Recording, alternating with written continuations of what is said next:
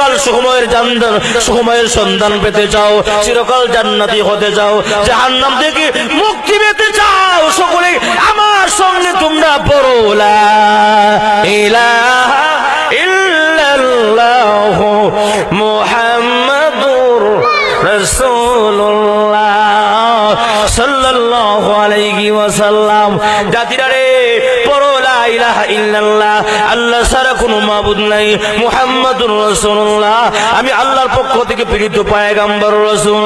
এই কথাটা মানুষ স্বীকার করো, আল্লাহ ছাড়া কোনো মাবুদ নাই, এই কথাটা জবান থেকে উচ্চারণ করো, অন্তর থেকে স্বীকার করো, বিশ্বাস করো বান্দা।